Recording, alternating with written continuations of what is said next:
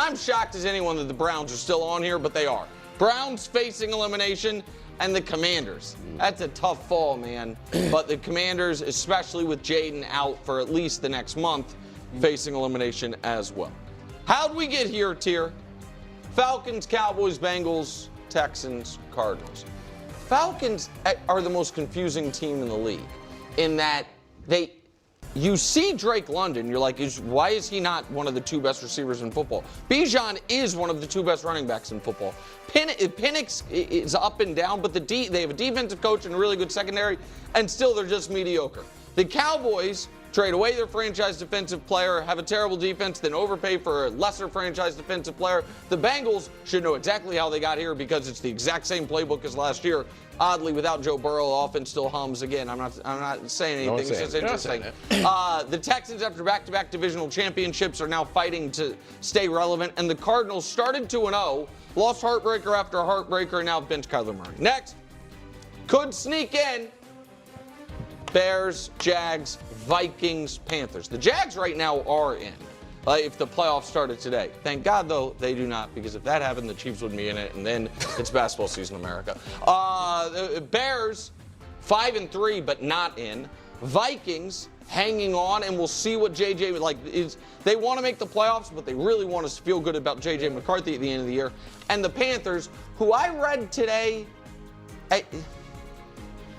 I almost don't even want to. They have not won as a favorite in 4 years. What? But I also think that's because are they favorites? they aren't favorites very often again. And so, but they're 5-4 again. They are the worst 5-4 team. Oh, I don't know that. I don't know that that's true.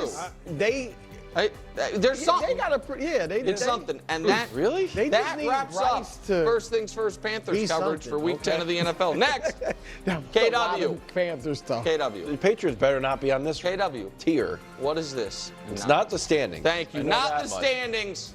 Oh, wow. Niners are 6-3, but they are so injured, and I've been really impressed by them. But at this point, and they just lost their first-round pick to an ACL. These poor guys. And Christian McCaffrey is just the usage, you worry about him. The Broncos are 7-2. Again, I do not believe it. I know they are, and they have an excellent offensive line and a legitimate defense, withstood the loss of Surtain at least for a week. If I am the last man on, the Broncos aren't actually that good ship, so be it, but I don't believe it. And the Chargers, we all know that they just oddly, Joe Alt's the most important offensive lineman since Anthony Munoz, evidently, and he's out for the year. And so I think they're in trouble. Next, Hall of Fame quarterbacks, defensive DNA. And I put that in quote because this applies, Brew, to the Steelers as well as it does to the Ravens. That the defense can't be that bad. It's their culture. It's their DNA. And look, now they didn't have to throw out a PlayStation in order to get better on defense, but they did get better last week, forcing 5 turnovers against Greg's All-American Daniel Jones. And obviously, listen, Lamar is currently one of the greatest quarterbacks in the league. Aaron is one of the greatest quarterbacks of all time, who is having a really nice season. I don't think he's been great. He's obviously not playing at the level Lamar is, but that's champion head coaches, Hall of Fame quarterbacks, and you think the defenses should get better. All in with quarterback questions. The Packers and the Colts. The Packers, Jordan Love's numbers have been really, really good. The feeling you get watching Jordan Love is not always really, really good. And I know that feels like fuzzy analysis, but there is a level of trepidation that associated with him that I don't think is associated with many of the quarterbacks on the tiers above him. And again, the Colts told us yesterday, they are all in. Both of these teams traded away their next 2 first-round picks for defensive pieces for this season because they believe they can win a championship. I have questions about the quarterback, more Daniel than Jordan, but both of them, that's where they are. KW, you'll like this one. Could be the 1 seed. Legit. Love it. The Patriots or the Seahawks could be the number 1 seed. My God. Sam Darnold is playing great. Jackson Smith-Njigba looks like a first-team All-Pro. He was a wide receiver on Bruce Bell. That's incredibly rare. They just added Rashid Shaheed, who I really like, and shout out to Shaheed for being able to get out of New Orleans. And the Patriots are a really good team they've had an incredibly easy schedule, and it just gets easier. Yeah. And I mean, somehow they have both of their Jets games left, and they ducked the tough version of the Jets, evidently. Both of these teams, and the Seahawks defense has been maybe the most underrated unit across the NFL this year. Definitively dangerous. No matter what Danny Parkins will tell you, the Bucs are for real, and the Bucs' disrespect is baffling to me. They win the division every year. Baker's good in the playoffs every year. They, unlike some other teams, are able to sustain injury, but luckily those guys are slowly but surely coming back, with the exception of Mike Evans, who they'll probably have to wait until the playoffs. And we know how dangerous the Lions are. I understand it was a bad loss this weekend against Brian Flores and the Vikings, but they're definitively dangerous. Championship caliber, critical stretch, Chiefs and Rams. So the Chiefs are on a bye, and then they are at Denver, home to Indy.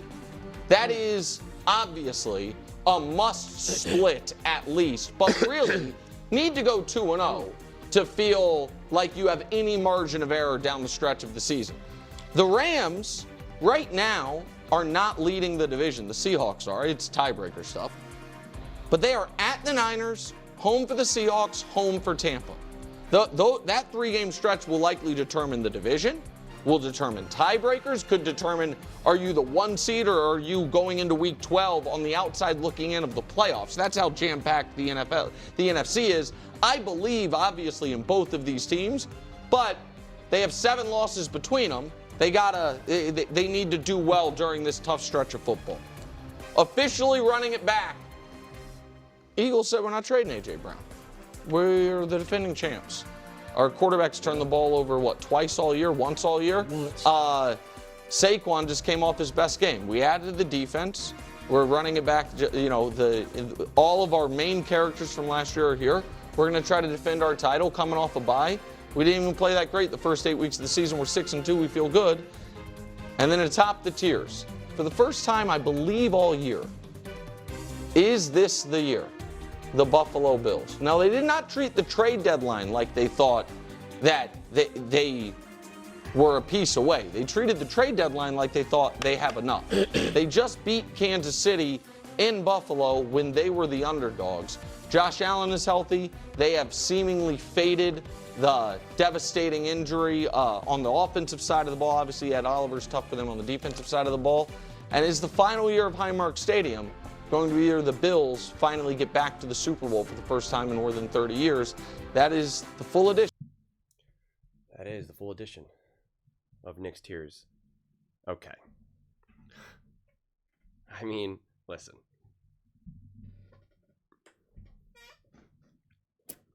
I got some problems. Ugh. Okay.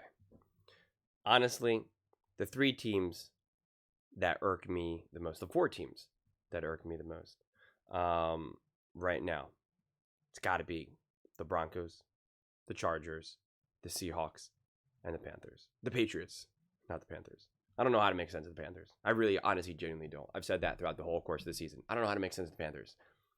I really don't. And the 49ers are brutally tough because they're so injured, but they are winning. And it is wildly impressive. And it is awesome. And I love to see it. But how could anyone have any confidence in the 49ers because they're so injured and you're just like, is this eventually just going to break? Is it just going to be too much to handle? From my viewpoint, there's no real way to know it. When we talk about the Falcons, the Falcons are confusing. No, it's coaching. That's what when you're that up and down as a team, it's coaching. That's just what it is. Coaching. The roster is good enough. Coaching is not. That's what happens when you 1 minute are like, wow, we're a great team, we're a top team. The next minute you're like, wow, we look absolutely awful. Looks like we've never played football before. Coaching. Listen, some of these other teams, like the Commanders and stuff like that, their fault because they got decimated with injuries. It happens. And long-term perspective, it might actually really help them because they'll get a higher draft pick and they'll artificially have a higher draft pick than what their roster actually deserves. And it's actually what I thought could potentially happen with the Kansas City Chiefs in the beginning of their season when they were ripping off losses. It was like, man, you know what's going to end up happening potentially? They might get a pretty high draft pick, and they're clearly a better team than what their draft order would, give them, and that could really set them up. So, silver lining. But right now, putting the Seahawks below the Tampa Bay Buccaneers right now, like, I know they had a head-to-head game. It's obviously not head-to-head matchups, as we see throughout the course of this season. The Packers beat the Lions. For a long time, Nick had the Eagles below the Buccaneers, and the Eagles beat the Buccaneers. So it's not head-to-head. There's nothing that the Buccaneers do better than the Seattle Seahawks right now. Nothing. Not defense, not offense, nothing. Not quarterback, not wide receivers, nothing. Nothing. At a minimum, you got to put them on the same level, but I wouldn't even do that right now. I would not even do that. And the Patriots obviously have been playing fantastic. Why are the Patriots below? Quite frankly, why are they below the Lions or the Buccaneers? Why are they below the Rams? Like, for what reason? Because you're not buying into Drake May right now? Like, it doesn't make any sense. None. Zero. And the Broncos and the Chargers being that low. Listen, the Chargers are also difficult because they are also hanging on by a thread with all of their injuries. And you can keep making fun of Joe Alton and the O-line all you want, but Patrick Mahomes looked like, I'm going to say it, he looked like trash when his O-line is not so good. He looks like trash. He looked awful. In the moments when Patrick Mahomes is being pressured a ton, he looks awful. Yes, he does. That's the reality. Do I think Patrick Mahomes is awful? No, I do not. Do I think that the Kansas City Chiefs are not a great team? I do not. I think they're a great team. I think they're a top team in the NFL. I still think they're elite. If the Chiefs played the Bills again this Sunday, in no shape or form would I be like, the Bills are clearly going to win that game. I'd be like, I don't know. I still kind of feel like the Chiefs are going to win that game. So, not hate on the Kansas City Chiefs at all. But stop downplaying the importance of the O-line. You want to elevate it when it's to try to defend Patrick Mahomes, but then you want to downplay it when you want to downplay Justin Herbert. It's just absurd. It makes absolutely positively no sense, which is why I've made multiple videos highlighting that. Statistically, especially, because we know we love our numbers. Numbers don't lie. Unless we want to cook the books. So it's just crazy to me. And listen, I understand you not believing in the Denver Broncos because of the way in which they've won games. I get it. It has not been the prettiest. It's not been the greatest. But to have them just be, what do we got them as? 1, 2, 3, 4, 5, 6, 7, 8, 9, 10, 11, 12, 13. The 14th, the 14th team, or 15th or 16th, depending on how we're doing the math here. 14th or 15th. And 1, 2, 3, 4, 5, 6, 7. The 8th tier. The 8th tier. So they're like 5, 6 tiers lower than the Chiefs, the Rams, the Bucks, the Lions, the Patriots. Like, come on. No. The game for the Broncos, and I'll be making separate videos, honestly, probably for the Broncos and the Chargers, since those are really the only two teams that he really kind of threw out that shade. And I wonder why. What could it be about the Broncos and the Chargers that some of these other teams, I don't know. But it's just, the Broncos have a serious game ahead of themselves with the Kansas City Chiefs. Like, they have the potential to light this sports world up and give us just incredible content to discuss and talk. And that is all at the hands of the Denver Broncos and Bo Nix, okay? And Bo Nix and Sean Payne. So, just keep that in your awareness right now. It is funny how the Jags fell so low from grace, because originally Nick had them as a top 10 team, had them as a top team. He said that going into the Kansas City Chiefs game, and then they beat the Kansas City Chiefs, and now he has them as pretty much as low as you can go. Because what are you going to put them below the Texans and the Cowboys? No. So that's essentially that tier that could sneak in. That's essentially the version of the worst teams that have any actual relevance right now. Because again, the Commanders, Browns, come on. So that's what you're looking at that bottom tier. That to me, that's the real bottom tier. The Bears, the Jags, the Vikings, and the Panthers. So it's as low as you can go there. But I mean, yeah, I don't know. It's so fascinating to me. I love how Nick was trying to highlight AJ Brown trade and all. Oh, they're deciding not to do it, and it was like it was never going to happen. They were never going to trade AJ Brown. The obsession with this idea of trading AJ Brown was always just this media narrative nonsense. And listen, AJ Brown didn't do it any favors. I concede that completely. But it was still never going to happen. You had Colin being like, they don't need AJ Brown. Like Nick saying, I don't even know what Nick was saying. He was just kind of trying to check every single AJ Brown box and Jalen Hurts box that he possibly could. And same thing with Brew. I mean, like they were all buying into this whole nonsense of like, it's Mayday, Mayday, Mayday. Houston, we have a problem. And it was never quite the reality. Why? Because they have championship pedigree. That's why. Because they're a highly run, well-run team. So it's safe to say that the Philadelphia Eagles are a franchise that actually knows what they are doing. But I mean, yeah, it's interesting to put the Bills at the top. He did drop the Chiefs, obviously, and it's funny because this is where it's always funny to me that I can so easily get tagged as like a Chiefs hater or something like that, but yet like I would still elevate. Like I'm here elevating the Chiefs higher than Nick Wright himself, right? Like I'm still putting these top teams in the same tier, like the Chiefs, the Bills, the Eagles, and really what I'm doing right now is like if I really, because this is why I do my tiers differently, because I can just then focus on what we're seeing this season right now. Not trying to worry about the playoffs, not trying to worry about a few weeks. I'm not trying to figure out the schedule. Like that's why Nick said could be the number 1 seed, because you're trying to figure out, like, not trying to do any of that nonsense. And I've said this now so many times because this season just continues to be so crazy to me that it's like right now, like I don't even have anything inherently wrong with those top 4 teams that Nick has, but I wouldn't even stack them in that order.